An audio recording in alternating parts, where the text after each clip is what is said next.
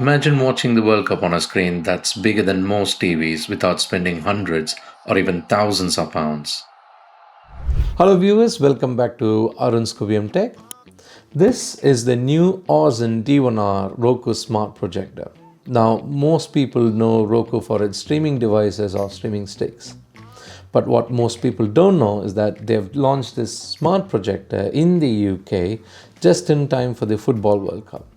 Now, normally this projector sells for about £199, but with the launch offer, it brings it down to just £129.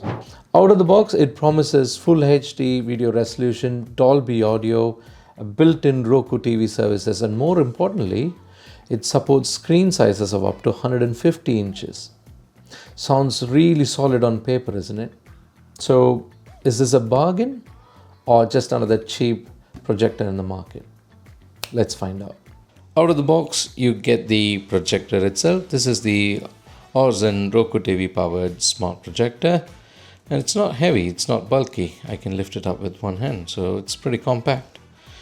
And then you get the remote, which is the Roku powered remote. As you would imagine, it has the dedicated button for the Netflix, Disney Plus, Apple Plus, and Prime TV.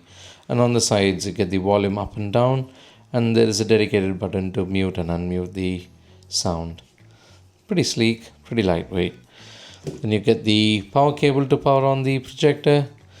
And you get the sensor cleaning kit with it. Then a warranty card. And then as usual, you always get a manual to set it up. Before I turn this guy on, I just wanted to quickly point out some of the controls and ports available on this projector. Now, on top of this projector, you will find some touch sensitive controls. It starts with an on-off button. Obviously, it's used for turning on and off your projector. Then you've got some directional buttons. This is used for traversing through your Roku menus. And then once you're happy with your selection, then if you want to press OK, then there is also an OK button in the middle. Then finally, you've got your back button or the exit button. Now, if you're ever in a situation searching for your remote and you don't find it, and if you want to operate this projector, these controls come in really handy. Now, onto the sides, they've got a USB-A port, then followed up with an HDMI ARC port, and then finally you've got a 3.5mm jack as well. At the bottom of this projector, you've got a screw which can be turned out and in. And this is used for tilting your projector. And you've got your thread mount here, so in case if you want to put it on a tripod or ceiling mount it. Now at the back of this projector, you've got these two 5-watt speakers which are used for audio output.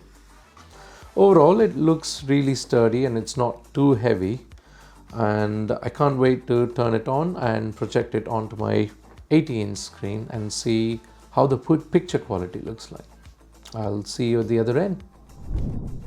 As soon as I powered it on, the projector automatically adjusted the image. The autofocus kicked in, the Keystone correction adjusted itself, and within few minutes I had the home screen in front of me.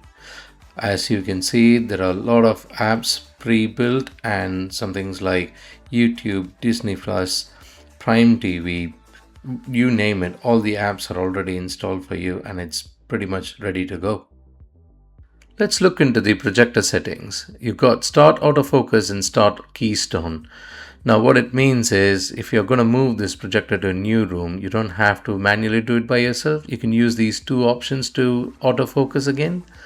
But in case if you ever want to do a manual adjustment as well, it's under the image correction menu where you can manually adjust these settings.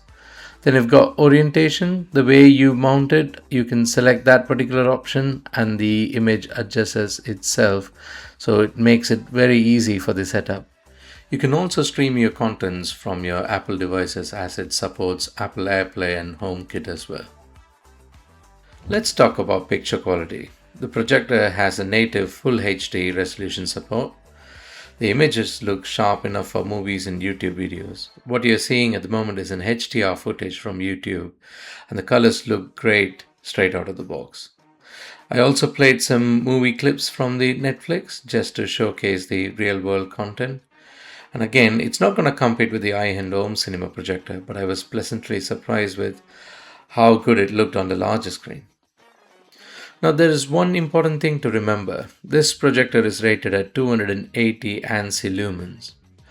What that means in the real world is that it performs better and best in darker environments. So, if you're planning to use it in a bright room during the middle of the day, or if you got your lights turned on, your expectations should be realistic. But once the lights go down, the projector really starts to shine. Watching football on a big screen, honestly, this is where the projector starts to make a lot of sense. The screen feels massive, the pitch feels larger, the atmosphere feels bigger. And watching football on an 80-inch screen creates completely different experience compared to watching it on a laptop or a smaller television. So what's my verdict? Well, the projector does a lot of things right. For example, it's easy to set up. The Roku interface is fantastic as you've seen it. You've got pre-built apps like Netflix, Prime Video, BBC iPlayer, Disney Plus, you name it, and the app is already installed for you. That's really fantastic. The image quality is really good for this price point. However, there are a couple of things that you need to be aware of before you purchase this particular projector. Number one, as you have seen, the image quality is really good when viewed under a darker environment. As soon as you get daylight from your windows or you got your lights turned on, then the projector struggles a little bit. Especially at 280 lumens, that's not the brightest in the market. Number two, those speakers, they definitely do injustice to the Dolby audio that they advertise. So it's better to connect a soundbar if you want to have that big screen experience. If you got more questions about this projector, then please leave it in the comment section. And if you want to watch more contents like this, then please leave a like, share and subscribe to this channel.